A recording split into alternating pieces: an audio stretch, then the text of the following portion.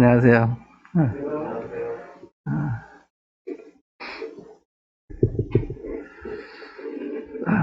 하나님의 사랑을 이렇게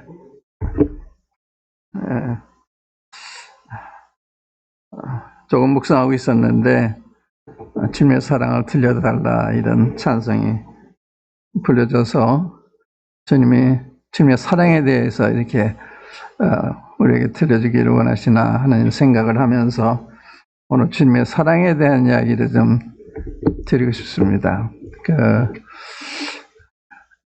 우리가 가장 많이 듣는 이야기가 사랑인데 가장 이해 못하는 게 사랑이라고 생각해요.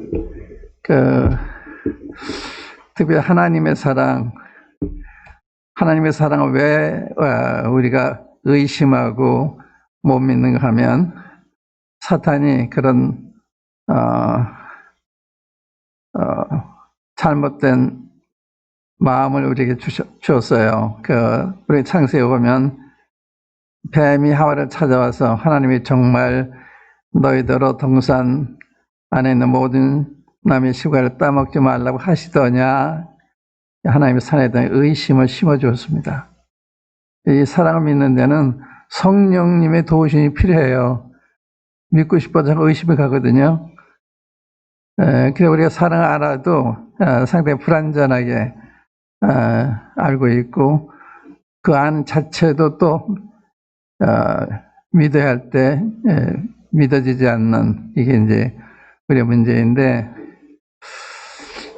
우리가 누가복음 15장에 보면 세리들과 죄인들이 예수님의 말씀을 들어 가까이 오매 예수님이 영접하시고 식사 대접을 하니까 바리새인과 서기관들이 이상하게 생각을 했습니다. 죄인들 영접하고 식사 대접을 하니까 죄인을 멀리해야 된다고 생각을 했는데, 우리도 그런 마음이 있죠. 우리 죄인은 우리 싫어하죠. 네, 우리가 알아야 될 것은 죄인은 싫어야 되고 죄인은 미워야 되고 죄인은 멀리해야 되지만 죄인은 사랑해야 된다고 하는 거. 하나님은 죄인은 미워서 죄인은 사랑하셨잖아요. 십자가에서 자신이 희생하셨는데, 우리 사람은 죄를 미워한 나머지 죄인까지 미워하는, 이게 달라요. 여러분은 어떠세요? 죄인도 사랑하세요? 이게 관건입니다. 간단히 이야기 같지만 우리 누가복음 15장 한번 열어서 그 장면을 보면서 주님이 이해 못하는 바리새인과 서기관들한테 하나님의 사랑이 이런 거다 하는 것을 비유로 이렇게 가르쳐 주셨는데,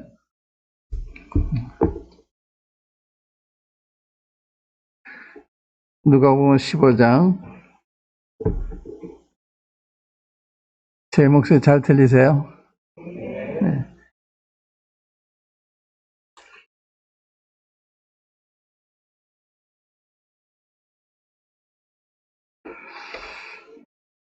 모든 세리와 죄인들이 말씀을 들으러 가까이 나오니, 이 장면 보세요. 주님이 냉정한 분 같으면, 또 죄인을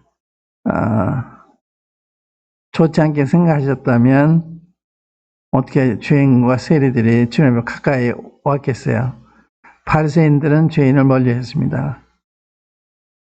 죄인을 멀리하는 건 옳은 건데, 죄인을 멀리하는 건 잘못된 건데, 그런 생각을 가지고 있었기 때문에 뭐라고 비난했는가 하면 원망했죠. 2절을 보면 바리새인과 서기관들이 지도자들이에요. 유대교 지도자들. 오늘 같으면 목회하는 분들, 사역하는 분들, 우리를 가리키는 말씀인데, 원망에 가로되 이 사람이 죄인을 영접하고 음식을 같이 먹는다 하더라. 근데 이게 그 당시만 잘못된 게 아니라 오늘날도 이게 우리한테 있어요. 죄인을 사랑하세요? 우리가 잘못해도 불쌍히 여깁니까? 성경은 원수를 사랑해라. 내 핍박하는 자를 위해 축복을 해라. 미워하는 사람을 선대하라. 오리 가지면 심리가고 오리 뱀 붙이면 왼편 돌려대고 벗어달라고 하면 속까지 벗어줘라. 이게 주님이 나타내는 사랑이고 우리에게 가르치시는 사랑입니다. 이걸 딱 들으면서 무슨 말인지 잘 몰라요. 이게 원망하잖아요. 평소에 우리가 잘못하는 사람들에 대해서 어떤 마음을 가져요? 사랑해요? 싫어요? 우리 본성은 싫어해요.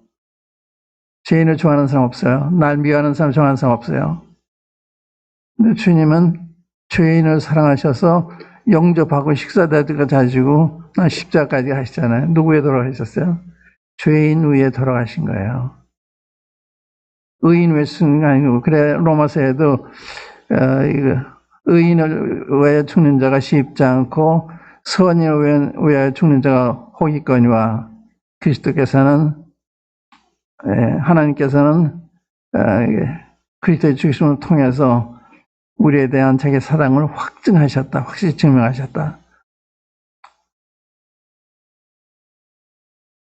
우리가 이제 성경에 이제 그 66권에 있는데 이거 요약하면요 10계명이 돼요. 10계명을 요약하면 2계명이 돼요. 하나님에 대한 사랑과 이웃에 대한 사랑. 첫째, 둘째 큰 계명이잖아요.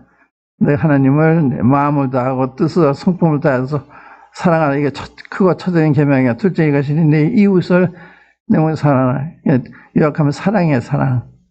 하나님에 대한 사랑, 인간에 대한 이거 요약하면 사랑입니다. 그래서 성경은 한 낱말로 제목 붙이자면 사랑이에요. 사랑. 하나님을 사랑이시라 그러잖아요. 근데 우리가 이 사랑을 이해하기 어려운 게 우리가 그런 사랑을 받아본 적도 깨달은 것 같지만 깨달은 적도 없으니까 한계가 많아요. 우리 사랑에는 사랑의 표현에 있어서. 그래서 주님이 그래서 이해시키기 위해서 세 가지 비유를 하잖아요. 유명한 비유. 보세요. 이제 3절부터 보시면 비유를 하시는데 죄인을 얼마나 사랑하시는 걸 볼 수가 있는데 3절에 보면 예수께서 저희에게 이 비유로 이르시되 너희 중 어느 사람이 양 100마리가 있는데 그 중에 하나를 잃으면 99마리를 들에 두고 그 잃은 것을 찾도록 찾아다니지 아니하느냐. 여기 잃어버린 한 마리 양은 여러분과 저를 가리키는 거잖아요. 근데 우리가 이제 우리 예를 든 거예요. 우리가 양 200마리를 기르고 있는데 그 중에 한 마리가 없어졌으면 찾도록 찾지 않겠냐. 왜 찾아요? 내 재산이니까. 내 재산이니까. 이게 내 자식일 때는 왜 찾아요? 내 사랑하는 자식이니까. 근데 이 바리새인과 서기관들이 이해를 못한 거예요. 지도자들이. 또 찾은 즉 너 왜 내 찾도록 애먹여서 야단 신게 아니라 즐거워 어깨에 메고 집에 와서 내려놔요. 그리고 잔치를 벌려요. 그러니까 주님의 우리 대한 사랑은 이렇게 이해할 수 없는 그런 사랑, 지식에 넘치는 사랑. 지식이 넘친단 말은 이해할 수 없단 말이에요. 그러니까 왜 나 같은 걸 사랑하시지? 왜 저런 사람을 사랑하지? 하나님 사랑해요. 그러니까 사랑으로 생각하지 않으면 다 틀린 거예요. 사랑으로 하지 않으면 다 틀린 거예요. 모든 일을 사랑으로 행하라 이렇게 가르치잖아요. 이렇게 확실한 말씀을 가르쳐도 아는 것 같은데 모르는 게 사랑이에요. 여기 그림을 보면 주님 우리를 찾으셨잖아요. 우리 찾은 바 된 사람들인데 우리 어디에서 지금 어깨 위에 있어요. 미국에서 하나로 가시는 거예요. 하나 가서 내려놓으신 거예요. 중간에 내려놓고 걸어와라 그런 게 아니고, 왜 그렇게 너무 좋으셔서 어깨에 메고 오시는 거예요. 좋아서. 제가 우리 큰아들이 3살 났을 때인가 이렇게 오후 집회를 끝나고 보니까 우리 아이가 없었어요. 아무리 찾아도 없어요. 그래서 파출소에 신고를 했습니다. 그리고 네, 저희 장모님과 저희 아내는 저희 집으로 가보기로 하고 거기서 한 시간 정도 떨어졌는데 저는 예배당에 있으면서 찾는데 제가 예배당에 좀 떨어진 데 갔다가 들어오니까 골목에서 얘가 쑥 나오더라고요. 얼마나 고맙고 반가운지. 혹시 운전수가 차를 치워가지고 싣고 도망갔나 별 생각이 다 듣는데 얘가 이게 살아서 나오니까 이렇게 너무 고맙고 그런 거예요. 하나님 우리에 대한 사랑이 그런 거라고요. 그러니까 부모가 자식한테 왜 사랑해요? 조건적인 사랑이 아니죠. 무조건적인 사랑. 사랑하니까 사랑하는 거예요. 어머니한테 왜 자식이 이렇게 귀엽게 보일까요? 모성애가 있기 때문에. 모성애가 귀엽게 보이게 하는 거예요. 그러니까 사랑하고 자식 위해서 뭘 줘도 아깝지가 않고 그게 사랑이잖아요. 인간의 사랑은 조건적인 사랑이에요. 하나님의 사랑은 무조건적인 사랑입니다. 이게 달라요. 우리가 잘못해도 사랑하세요. 주님이 십자가 못 박히실 때 얼마나 이 백성들이 주님한테 비정하게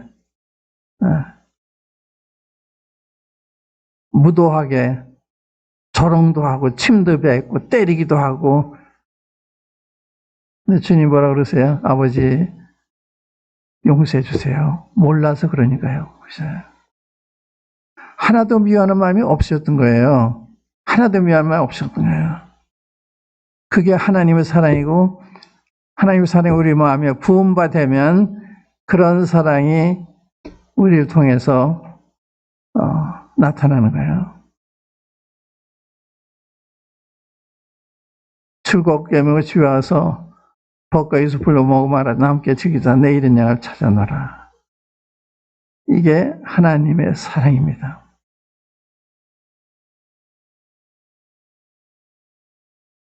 요한복음 12장에 보면 베드로가 12장인가요? 거기에 보면 베드로가 주님 3번 부인하고 말씀하세요. 13장이군요. 부인을 말한 다음에 14장에 가면 너희는 마음에 근심하지 말라. 하나님 믿으니 또 나를 믿으라.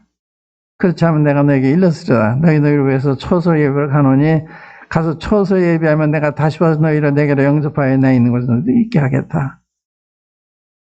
너 베드로 나 부인하면 안 받아줄 거야. 천국에 못 와. 이런 게 아닌 거예요. 다 하세요, 주님이. 그러면서 아무런 일이 없는 제자들을 대하신 것 같이 마음에 근심하지 마라. 하나님이 또 날 믿어라. 너 왜 초소 예배를 가는 거야? 가서 초소 예배하면 내가 다시 와서 너희를 내게로 영접하여 나 있는 함께 있게 하겠다고. 이게 하나님의 사랑이에요. 절대적인 사랑. 그런데 그 사람 못 믿잖아요. 믿는 것 같은데 어떤 어려운 일이 하면 의심해요. 내가 잘못했다 그러면 하나님이 날 버리시지 않을까? 하나님 못 가지 않을까? 이런 생각해요. 그건 상관이 없어요.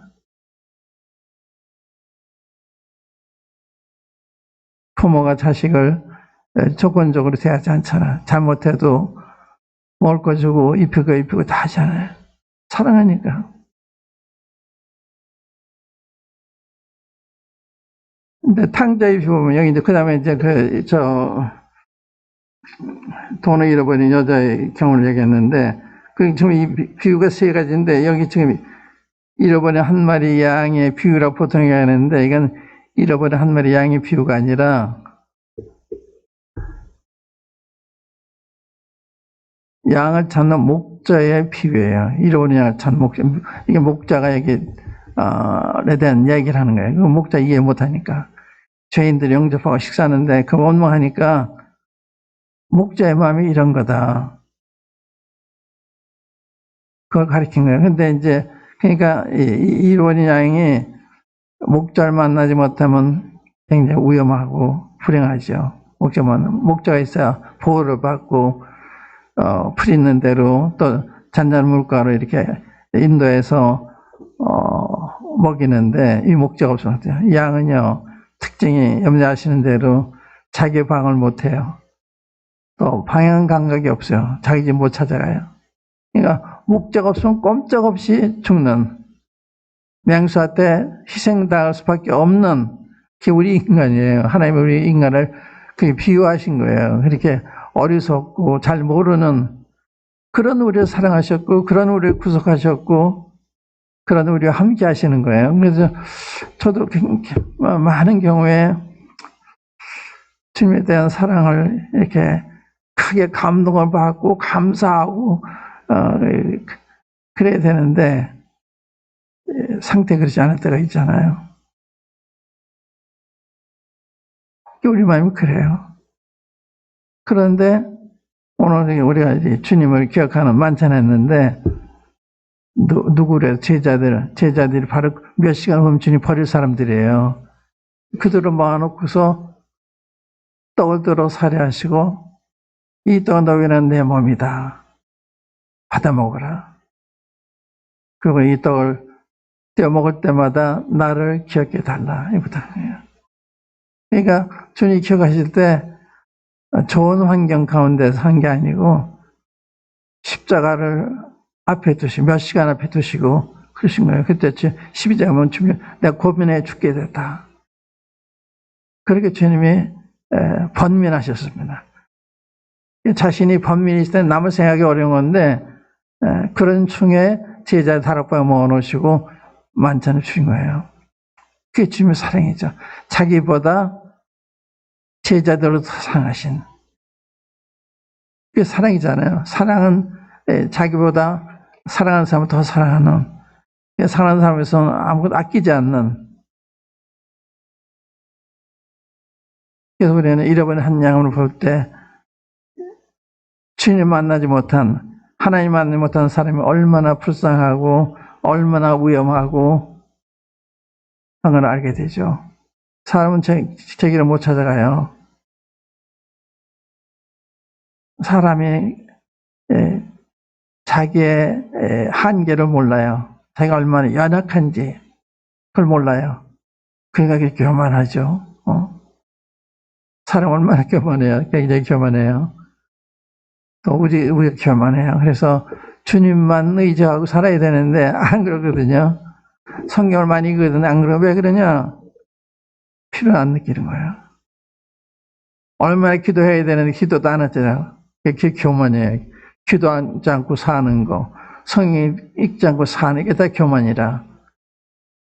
그러니까 이게 하나님의 은혜를 주시지 않으면 주님 못 따라가요. 성경 읽는 것도 주님이 은혜를 내려주셔야 성경도 읽고 싶은 마음이 생기고, 읽으면 감동을 받고, 기도도 마찬가지고. 그러니까 하나님이 100% 우리를 도와주시지 않으면 못 따라가는 게 우리 인간이에요. 두 번째 비유를 보시면 이제 돈에 대한 비유인데 드라크마죠. 여기 8절부터 보시면, 아니 7절 먼저 읽게요. 내가 너에게 이르노니 이와 같이 죄인 하나가 회개하면 하늘에서는 회개할 것 없는 의인 99 인하여 기뻐하는 것보다 더하리라. 그러니까 한 사람이 구원받으면 주님이 그렇게 좋아하시는 거예요. 잔치를 벌리시는 거예요.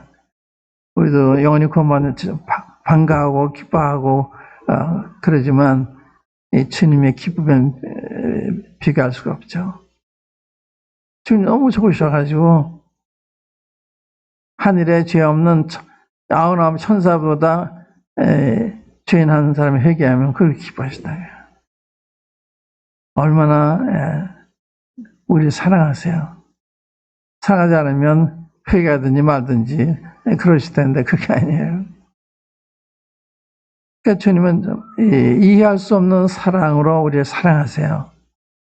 이제 드라크마를 보면 들어가면 이게 돈의 단위인데 어느 여자가 10드라크마가 있는데 하나를 잃으면 등불을 켜고 집을 쓸며 찾도록 부지런히 찾지 아니하겠느냐. 또 찾은 즉 벗가 이웃을 불러 모으고 말하되 나 함께 즐기자.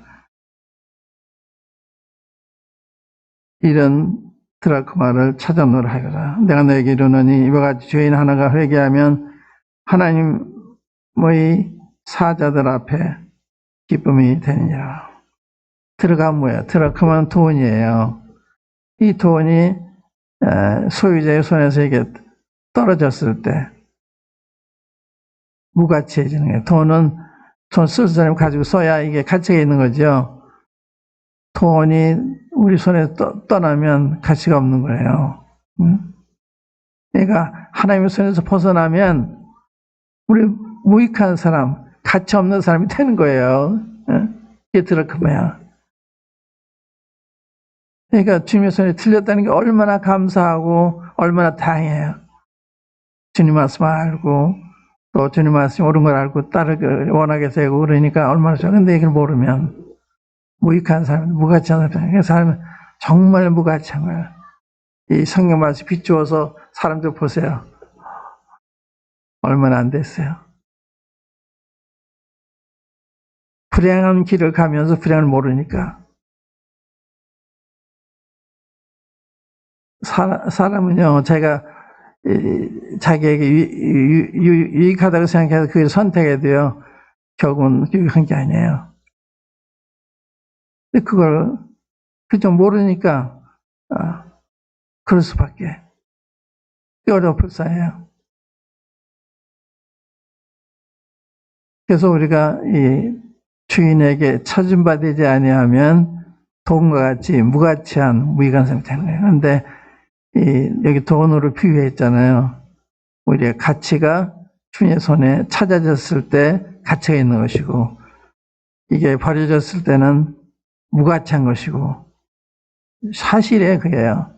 세상 보세요. 얼마나 무가치해요. 얼마나 안타까워요. 그리고 다 잘났다고 그러고 다니니까 시편 39편에 보면 사람이 그 든든히 선 때도 진실로 허사뿐이니이다 이런 말이 있어요. 이 든든히 선 때는 말은 그 최선에 성공했을 때도 결국 허세라는 거예요. 아무것도 아니라는 거예요. 사람은 이 지위를 얻었다든지 또는 그 돈을 많이 벌었다든지 이러면 그 성공했다 하는데 결국 별거 아니라는 거예요. 각 사람이 그림자 같아서 다닌다는 거예요. 재물로 취하나 누가 취했는지 알지 못한다. 내가 돈 번다 다 내 것이 되는 게 아니에요. 다른 사람이 쓸 수 있어요. 돈도 주님이 쓰게 하셔서 쓰는 거예요. 내가 가지고 있던 내가 다 쓸 수 있는 게 아닙니다. 병원이 가져가고 도둑이 가져가고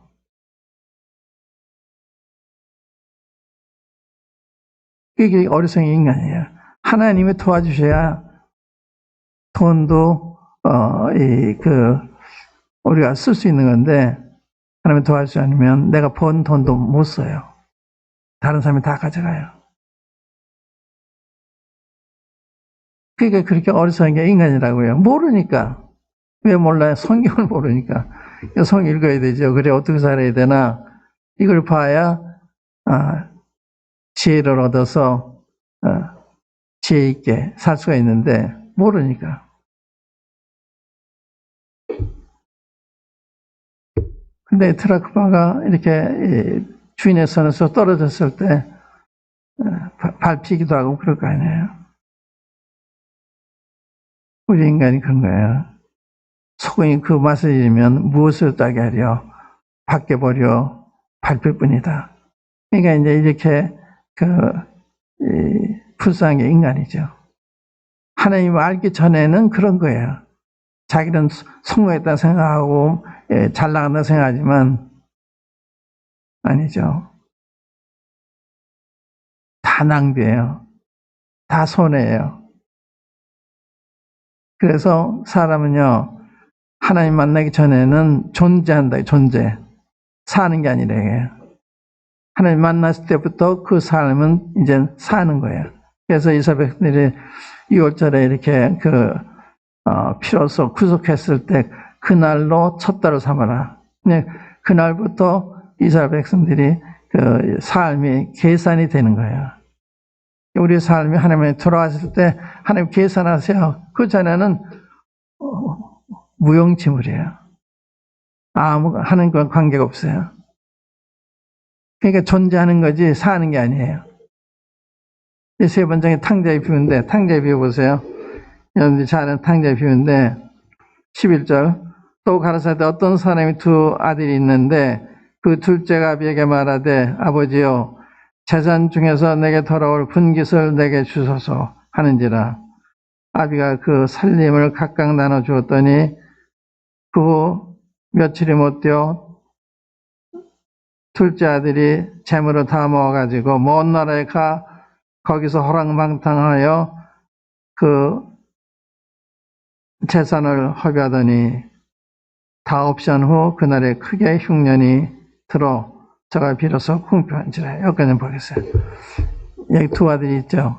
이 작은 아들이 아버지한테 와서 저한테 물려줄 재산을 주세요. 그랬어요. 왜 그런지 아세요? 아버지가 거치장스러운 거예요. 애들은 부모가 무슨 교육을 하면 잔소리 한다고 생각해요. 그래서 크면은 부모들이 권면한 이야기를 다르게 듣지 않죠. 잔소리 들어요. 지금 미국에서 봤는데 한 고등학교 졸업 대학을 가는데 얘는 샌프란시스코 사는데 또 뉴욕으로, 여기 샌프란시스코 서부거든요. 여긴 동부고 먼 데로 학교 지원해서 갔어요. 부모 얘기 듣기 싫은 거예요. 내가 마음대로 살아야 행복하지 생각을 해서 먼 데로 학교를 갔는데 가정을 떠나보니까 이 가정이 좋은 거 알고 부모를 떠나면 부모 좋은 걸 알고 그래서 다시 1년 후에 돌아왔어요.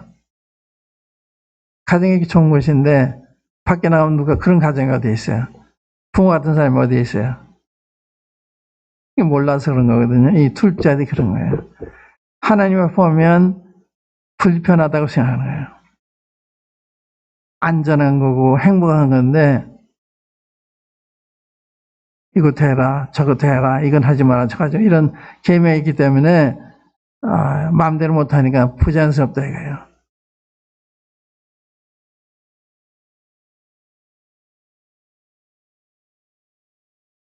그래서 재산을 물려줬더니 그걸 다 팔아가지고 먼 나라에 가서 허랑방탕했다. 무슨 뜻이에요? 하나님 떠나면요 다 허랑방탕 생활을 할 수밖에 없어요. 방탕한 생활. 부모가 안 보니까 내 마음대로. 이 하나님을 떠난 사람은 자기 마음대로 하니까 허랑방탕 생활을 하는 거예요. 안 할 수가 없어요. 마음이 컬컬하니까. 그리고 허비하더니 쟤는 다 허비하잖아요. 그러니까 하나님을 떠난 사람은 자기 인생을 허비하고 재물을 허비하고 다 허비하는 거예요. 마지막에 다 떨어졌는데 그날에 크게 흉년이 들었어요. 흉년. 경제가 좋으면 직장도 구할 수 있고 또 그 인심도 좋고 그럴 텐데 흉년이 들었으니까. 흉년이 뭐냐? 하나님이 개입하신 거예요. 이 탕자의 생에. 그래서 이젠 직장을 가져야 되는데 직장 준 사람도 없지. 그러니까 유대인들이 부정하게 여기는 돼지 치는 일을 하잖아요. 돼지.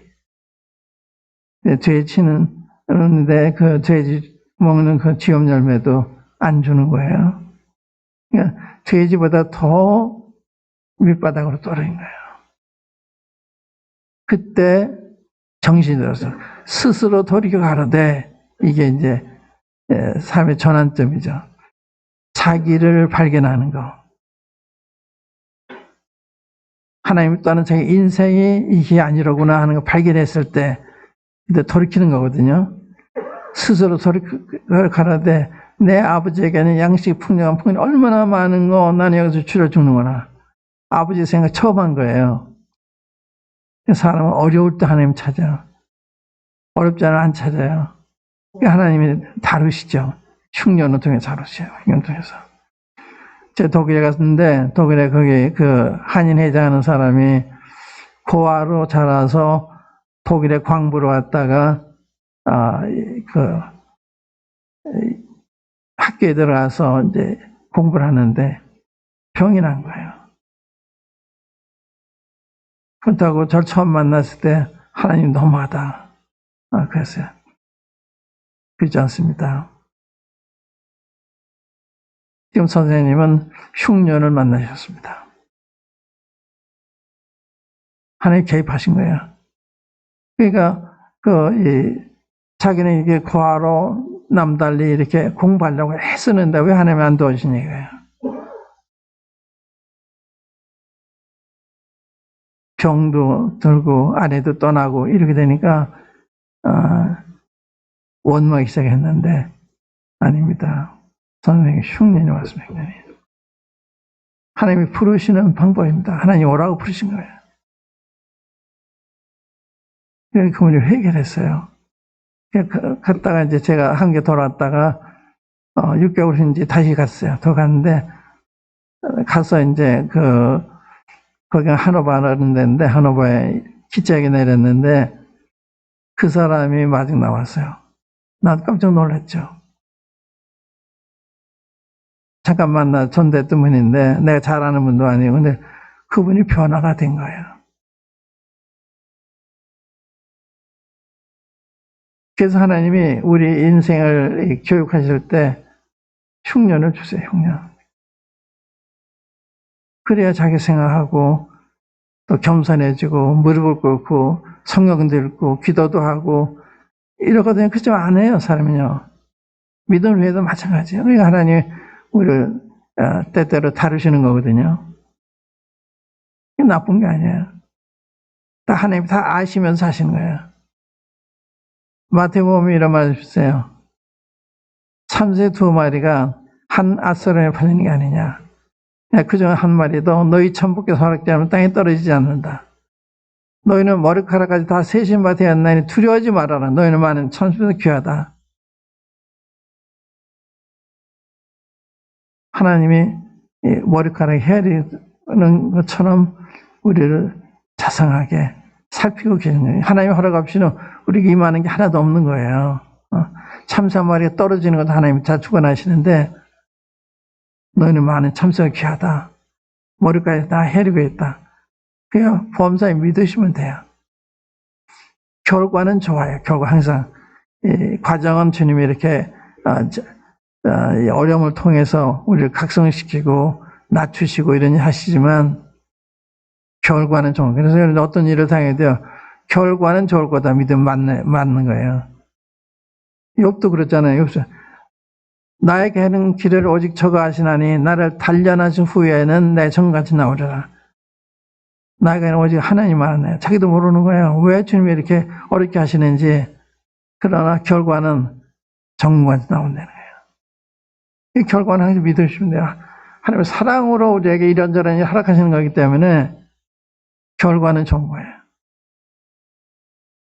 근데 이때 이 어떤 그런 주님 하신 일대로 우리를 낮추고 주님의 긍휼을 구하고 그러면 좋을 텐데 그렇지 않으면 연장될 수가 있죠. 기간이 연장될 수 있어요. 그걸 깨달을 때까지. 여기 얼마나 흠이 없는 하나님이 자랑하는 종인데 그 종도 이렇게 마음을 시험해 보니까 하나님 원망하고 그러잖아요. 그러니까 속이 다 드러난 거예요. 그래서 자기가 그래요. 내가 그동안에 이치 맞지 않는 말을 했다. 내가 회개한다고 회개해요. 전에는 하나님을 귀로만 들었었더니 이제는 눈으로 보나이다. 하나님이 밝히 보이게 된 거예요. 그러니까 하나님이 우리를 복 주시는 목적이 없이 시련을 주시잖아요. 아시 좋은 거예요. 그러니까 받아들이면 돼요. 주님, 뭘 저에게 가르치려고 그러시나요? 말씀을 하세요. 제 순종하겠습니다. 이 결과가 좋은 거예요. 근데 창자가 스스로 돌이켜 가로되 내 아버지가 양식 풍년이 얼마나 많은 건 나는 줄여 죽는구나. 왜 줄여요? 아버지가 양식이 많은데 아버지 떠났기 때문에. 왜 사람이 불행해요? 하나님이 떠났기 때문에. 원인 하나예요. 하나님 떠났기 때문에 불행한 거예요. 하나님께 돌아와야 거기에 사랑도 있고 따뜻함도 있고 양식이 풍족하고 부족함이 없는 거예요.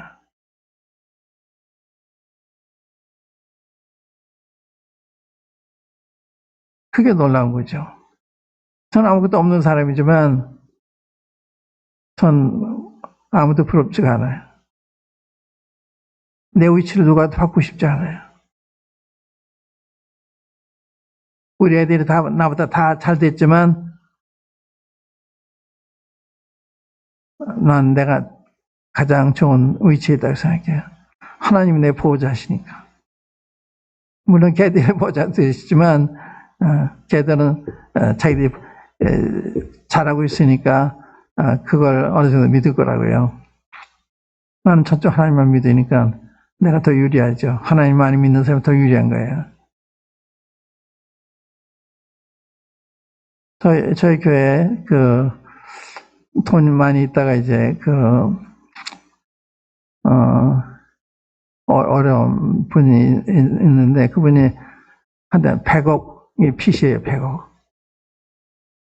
그러면서 이제 40억 이랬을 때 이제 그때 무릎 꿇고 주는 게 더러운 사람인데 자꾸 이제 경제가 나빠지니까 다 잃어버리게 됐는데 그 형제님이 주님께 돌아온다 하면은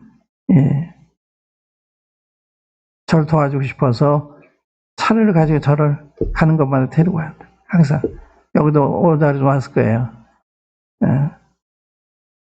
좋은 차를 타는 분이 있는데 좋은 차 타고서 날 데리고 다녀요.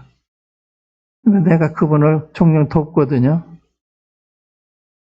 이게 100억 빚이 있는데 그렇게 감당하는 사람이면 뭐 억이라는 게 그 사람한테 별게 아무것도 아닌데 내가 종종 도와요. 누가 더 부자예요? 이런 거예요. 그렇기 때문에 주님 함께하는 사람이 최고예요. 주님 보호자고 주님 공급자 되시고 사람 두려울 거 없어요.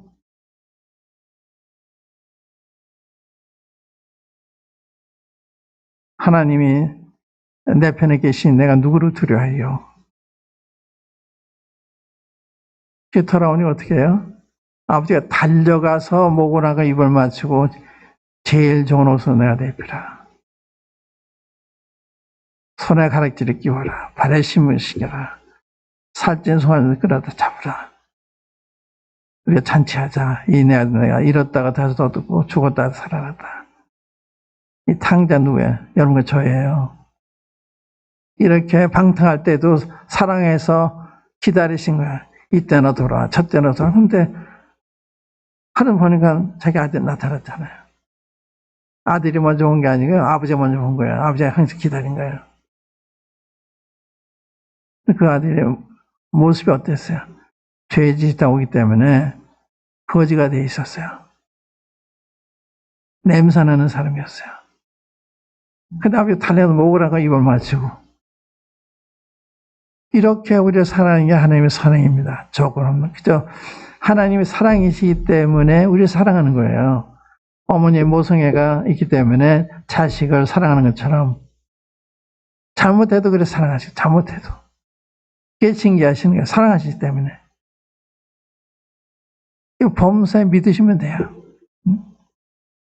내가 잘못해서 징계를 받아도 나 좋은 사람 되라고 하나님께 돌아오고 이제 징계하시는 거니까 감사한 거죠. 잘못하는데 징계가 없으면 사생자라고 그래요. 사생자. 그건 구원받은 사람이 아니에요. 구원받은 사람은 잘못하면 주님이 반드시 개입합니다. 손을 대세요. 우리 사랑하시니까. 자식을 사랑하는 사람은 근시 자식을 징계한다 그랬잖아요. 자문에.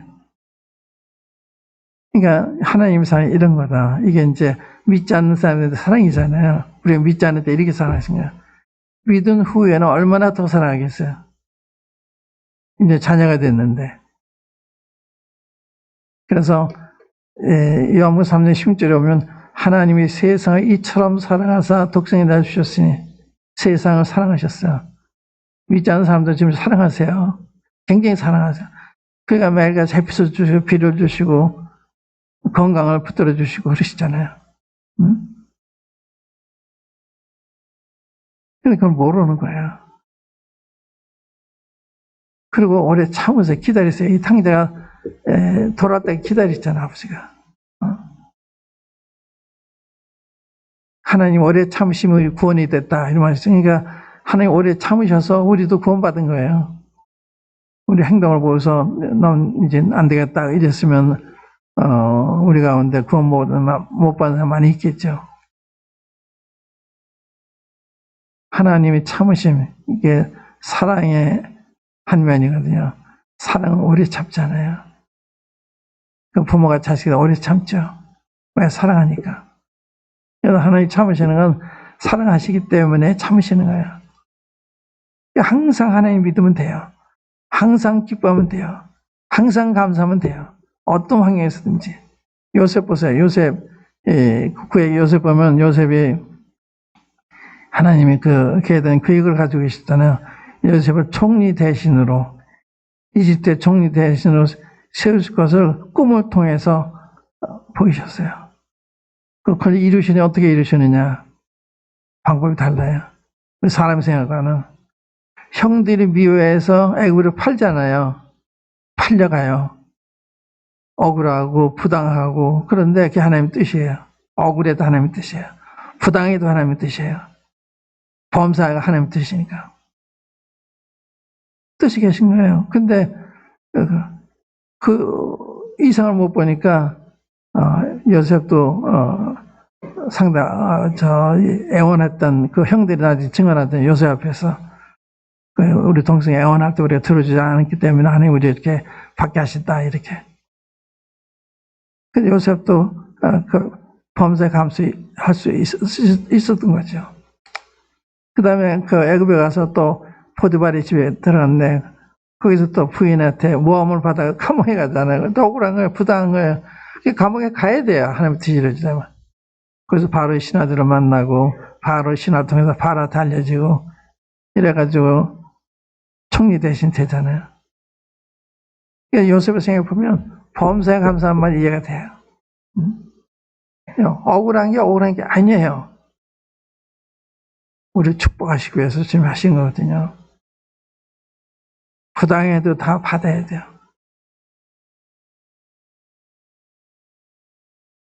하나님 우리 머리카락에다 헤아리고 계시단 말이 맞는 거예요. 그러니까 우리는 모든 일을 당할 때마다 주님이 날 기도가 부족해 기도하라 그러시나 보다.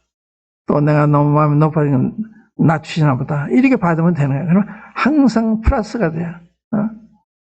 원망하면 도움이 안 돼요. 불평하면 도움이 안 돼.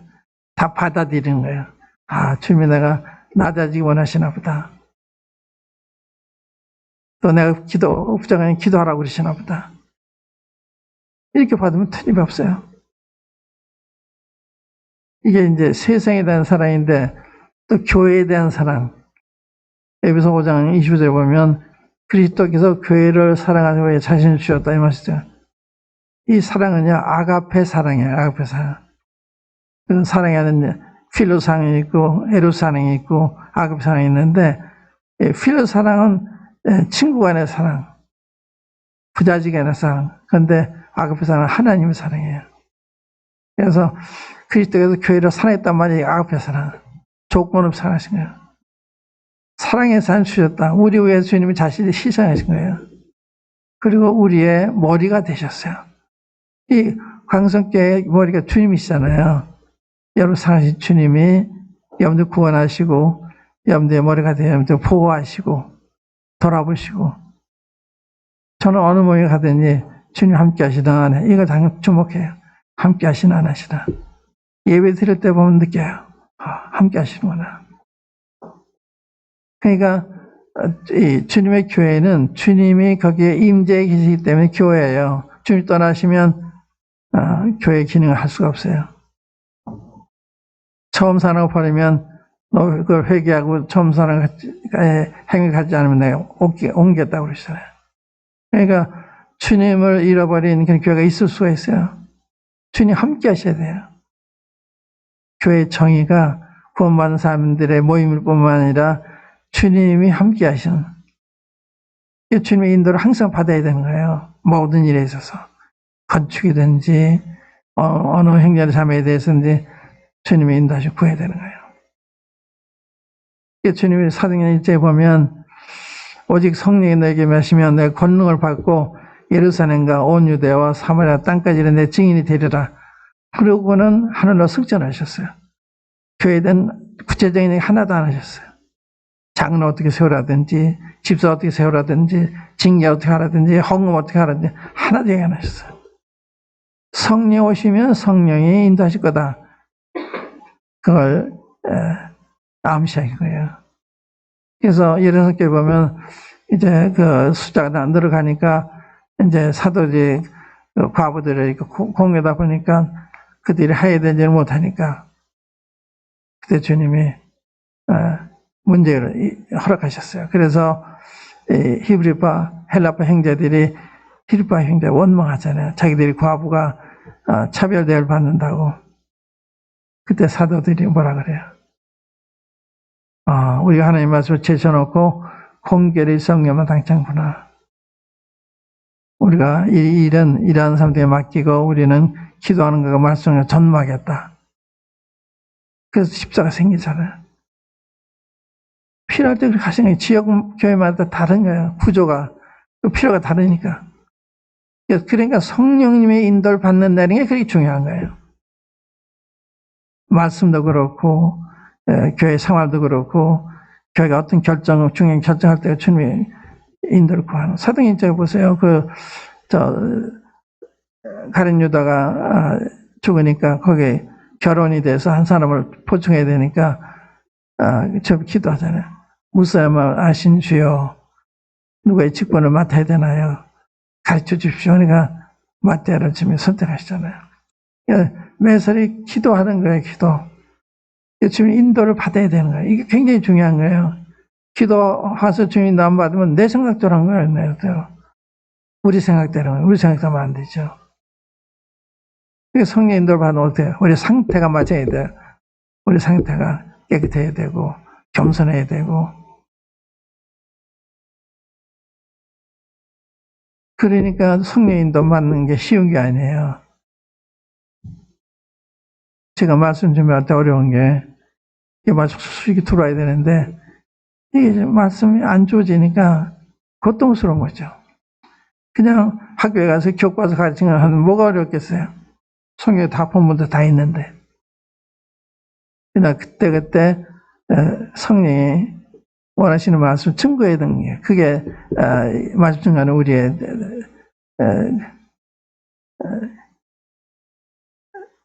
입장이잖아요. 그러니까 주님 무슨 말씀 증거해야 될까요? 성도들의 필요를 주님이 아시니 합당한 말씀 주십시오. 그런 말씀 증거해야 성도들이 와서 그때 자기 문제 해결을 보는 거예요. 그렇지 않으면 내 문제 가져왔다. 그냥 그토록 가져가는 거예요. 해결이 안 되고. 성령을 통한 말씀. 귀에 있는 자는 성령이 교회들이 할 말씀 들어라. 그러니까 성령을 통해서 말씀 증거돼야 되는 거예요. 그게 쉬운 게 아니에요.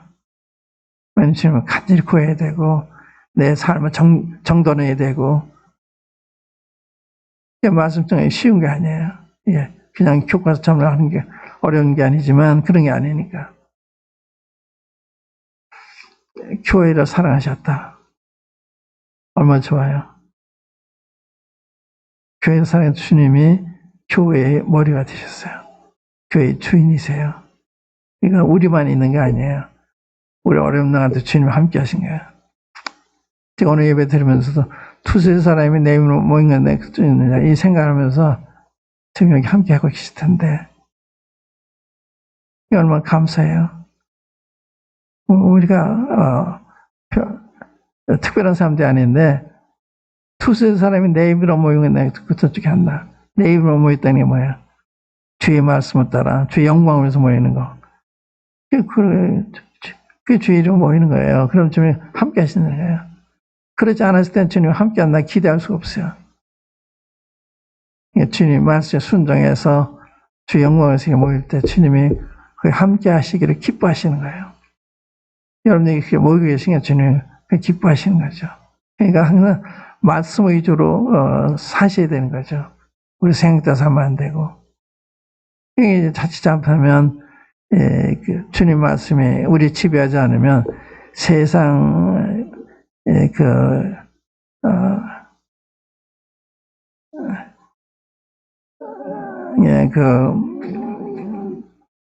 하는 것이 우리가 본받게 돼요. 그러니까 세상이 우리한테 배워야 되는데 이 교회가 세상한테 배우는 게 말이 돼요. 그러나 성경 말씀 모르면 세상 것을 선택하는 거예요. 세상의 심리학이라든지 경영학이라든지 대형교회 이런 게 다 그런 거거든요. 대형교회가 그 대기업 어떻게 저렇게 대기업이 됐나 그 원리를 사용하는 거예요. 또 심리학도 성령님만 계시면 성령 열매가 사랑과 희락과 화평이잖아요. 근데 기쁨이 없으니까 심리학적으로 기쁨을 누리도록 심리를 유도하는. 그래서 당신은 하나님의 걸작품이다. 틀린 말이 아닌데 또 하나님이 당신 지을 때 실수하셨겠냐. 가장 아름답게 지었다고 믿어야 되지 않냐. 뭐 이렇게 가지고 이 심리적으로 사람을 위로하는. 근데 성령이 우리에게 계시면요. 기쁨의 용서를 치는 거예요. 평안은 누릴 수 없는 황에서 평안한 거예요. 그게 놀라운 거죠. 이게 성령님의 역사거든요. 성령의 열매예요. 그러니까 성령님을 충혈시키게 하는 게 굉장히 교회마다. 기도도 성령님의 감동을 받아서. 그러니까 우리가 어찌할 뭐를 기도할 줄 모르는데 성령께서 말하시면 탄식으로 우리 위해서 간구하시나 보죠. 성령 안에서 기도해라. 말씀도 이게 성령을 통해서 전하지 않으면 이게 그냥 말씀만 돼요. 별 감동이 없어요. 그러니까 이 그리스도의 삶이라는 게 영적인 삶이고 영적 삶은 성령 안에 사는 걸 의미하는 거예요. 성령 안에서. 성령 때 성령께서 우리를 감동하시잖아요. 그거를 나누는 거예요. 필요할 때. 성령으로부터 배웠으니까 이보다 확실한 게 어디 있어요.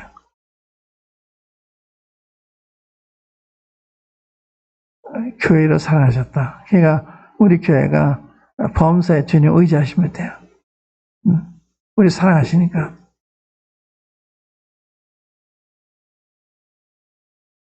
한번 그 에베소서 5장 한번 열어볼까요? 거기 말씀 좀 더 읽고 지나갈게요.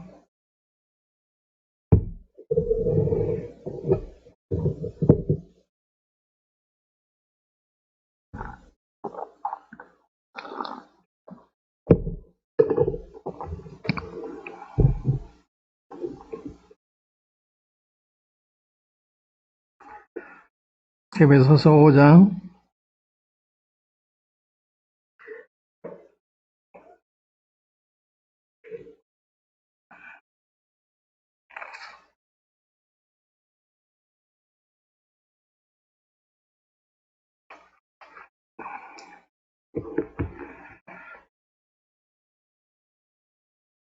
25절 그 말씀입니다. 25절에 남편들아 아내 사하기를 그리스도께서 교회를 사랑하시고 위하여 자신을 주님같이 하라.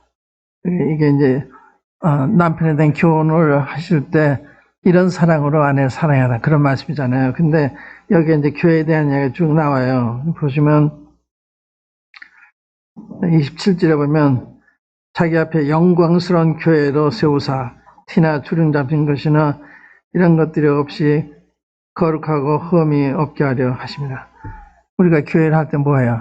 하나님이 아주 가장 아름다운 성령이 충만한 교회가 되는 거예요. 이게 목표예요. 우리가 이 교회를 지금 건축하고 있는 거거든요. 영적인 교회를. 이게 영광스러운 교회, 주님이 충만한 교회, 성막이 주님이 충만했던 것처럼 그런 교회를 만들어가는 거예요. 그러니까 성령님 없이 어떻게 이게 가능해요. 성령님 의지하는 게 굉장히 필요한 거죠. 그 다음 보시면 29절에 누구든지 언제든지 제 육체를 미워하지 않고 오직 양육하여 보호하기를 그리스도께서 교회를 보양함과 같이 하나니 우리는 그 몸의 지체입니다. 이러므로 사람이 부모로 떠나 그 안에 합하여 그 둘이 한 육체가 될지니 이 비밀이 크도다. 내가 그리스도와 교회에 대해 말하노라. 부부는 이 교회에 대한 비유예요. 아내와 남편 관계. 그러니까 그리스도께서 조건 없이 교회를 사랑하신 거예요. 보양하고 보호하고 양육하시고.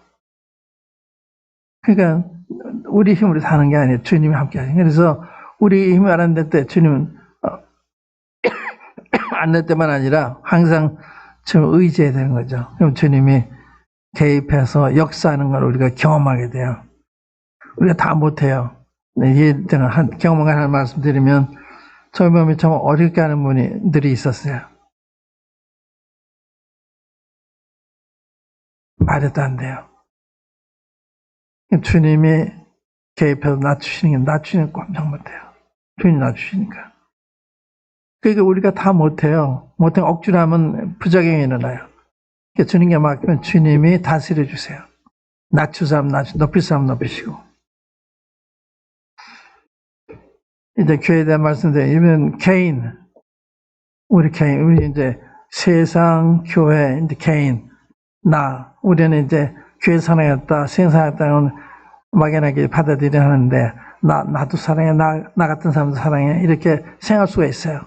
그런데 갈라디아서 2장 보시면, 바울이 그러잖아요. 그, 여기서 바로 전에 갈라디아서 한번 찾아보세요. 2장.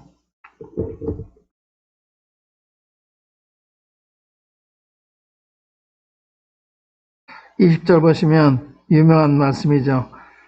갈라디아 2장 20절 내가 그리스도와 함께 십자가에 못 박혔나니 그런즉 이제는 내가 산 것이 아니 오직 내 안에 그리스도께서 사신 것이라.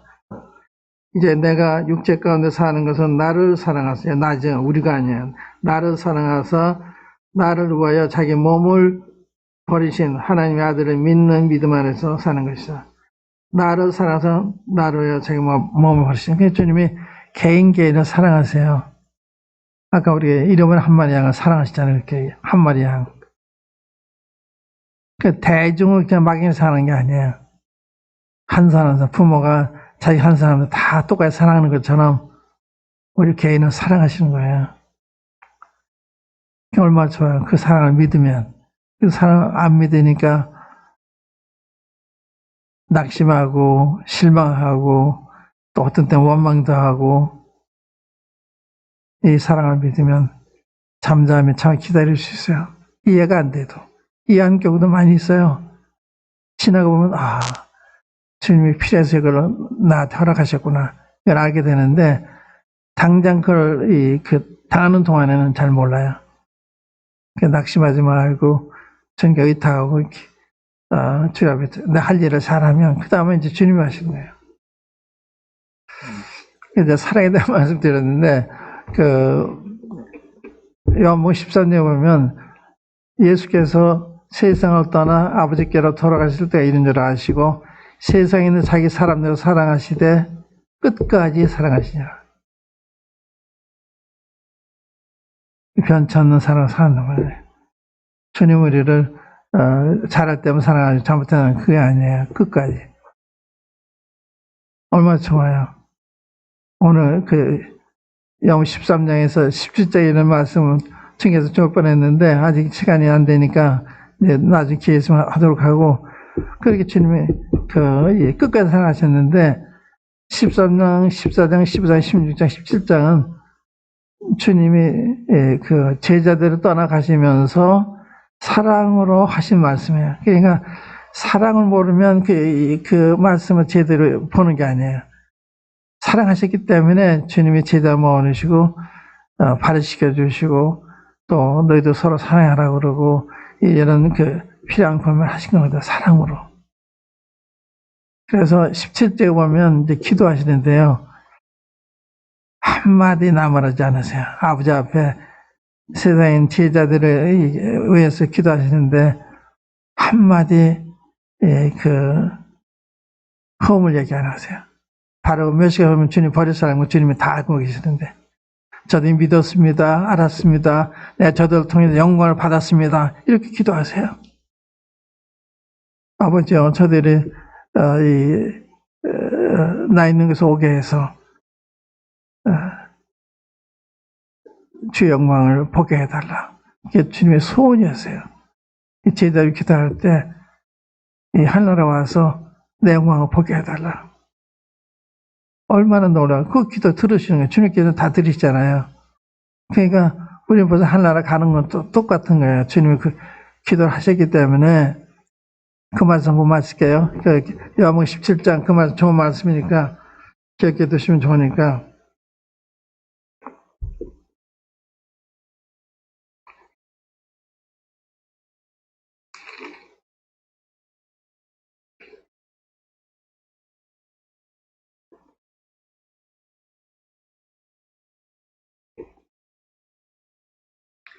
(24절) 말씀입니다. 요한복음 17장 24절 주님 기도입니다. 마지막 기도. 지금도 주님은 이런 마음으로 기도하시는 거예요. 우리 위해서 아버지 보좌우편에서 우리 간구하시잖아요. 아버지여 내게 주신 자도 나 있는 곳에 나와 함께 있어. 아버지께서 창세전부터 나를 사랑하심으로 내게 주신 나의 영광을 저희로 보게 하시기를 원하옵나이다. 얼마 좋아요. 이렇게 제재 잘못 가고 있는 거 보시면서도 이렇게 하시잖아요. 그러니까 성도들을 긍정적으로 생각하시면 긍정해요. 주님이 사랑하시니까. 내가 사랑 못해 주님을 사랑하시니까 긍정적으로 보시고 기다리시면 주님이 그렇게 하시는 걸 우리가 볼 수가 있어요. 얼마나 굉장히 10절째 주님의 기도의 내용 읽어보시면 모두 긍정적이에요. 하나도 단점을 말 안 하세요. 다 잘했다고 한 10% 믿는 것을 100% 믿는 것처럼 10% 아는 것을 100% 아는 것처럼 이렇게 말합니다. 내가 저들을 통해서 영광을 받았습니다. 그래요. 무슨 영광을 받아요? 욕을 받으셨지. 사랑하시니까 좋게 얘기하시는 거예요. 하나님의 사랑, 너무 좋은 사랑. 이 이야기 들려주세요. 좋은 찬송 불러주세요. 주 예수 크신 사랑 늘 말해주시오. 3절에 주 예수 나를 위해 이 세상에 오셔서 나를 구속하시는 큰 은혜 말하여 주시오. 늘 듣던 말씀인데 너무 자주 들어서 모르는지 모르지만 이렇게 놀라운 게 주님 사랑입니다. 그러니까 항상 기뻐하시면 돼요. 사랑하시기 때문에 그렇게 얘기하는 거예요. 항상 감사를 그러는 거예요. 변함없이 사랑하시니까. 조건부라면 그렇게 얘기할 수 없죠.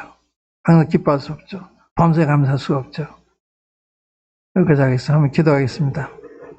각자 기도하시고 마지막에 한 번 기도하시면 고맙겠습니다.